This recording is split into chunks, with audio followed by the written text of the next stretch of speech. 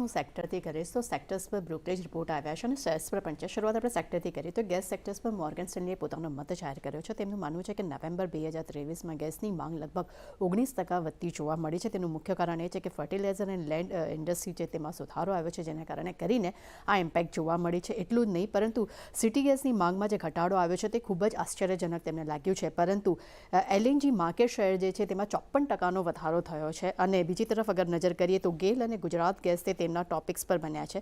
ત્યાં જ આઈજીએલ માટે પણ તેમને અંડરવેટ રેટિંગ રાખ્યા છે.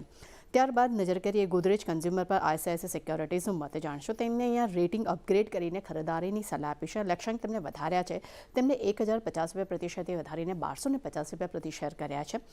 તેમનું માનવું છે કે આવક એફિશિયન્સીમાં સુધારો આવ્યો છે. એ સાથે જ વોલ્યુમ માર્કેટ શેર્સમાં પણ સુધારો જોવા મળી રહ્યો છે અને વોલ્યુમ ગ્રોથ જે છે તે ડબલ ડિજિટ પર રહેવાની પણ અપેક્ષા રાખી રહ્યા છે. પરંતુ ખાસ કરીને ઇન્ડોનેશિયાનો જે વોલ્યુમ ગ્રોથ છે તે વધવાના તેઓ લક્ષ્યાંક રાખી રહ્યા છે અને 2 થી 3 વર્ષમાં એપિટા માર્જિન છે તેમાં પણ 25% સુધારો આવવાની તેઓ અપેક્ષા રાખી રહ્યા છે.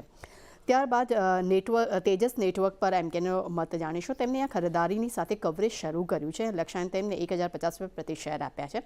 તેમના મતે FY24-28 માટે ઓર્ડર બુક જે છે તે 29,200 કરોડ પર પહોંચવાના લક્ષ્ય છે. સાથે જ આવક અને આબેડા જે છે તે 30,000થી લઈને 6,000 સુધીનો જે લક્ષ્ય છે, કરોડનો લક્ષ્ય જે છે તે હાંસલ થવાની પણ તેઓ અપેક્ષા રાખી રહ્યા છે. ત્યારબાદ બાર્બેક્યુ નેશન પર મોતીલાલ ઓસવાલનો મત જાણશો. અહીંયા તેમને ન્યુટ્રલ રેટિંગ આપ્યા છે. લક્ષ્યાંક તેમને ₹690 પ્રતિ શેર આપ્યા છે. એલ્કેમ લેબ્સ પર આપણે ઇક્વેરસનો મત જાણીશું. તેમને લાંબા ગાળા માટે કવરેજ શરૂ કર્યું છે. લક્ષ્યાંક તેમને ₹6,295 પ્રતિ શેર આપ્યા છે. તેમના મતે FY23-26 માટે સ્થાનિક માર્જિનમાં લગભગ 650 થી 700 બેસિસ પોઈન્ટનો સુધારો આવી શકે છે.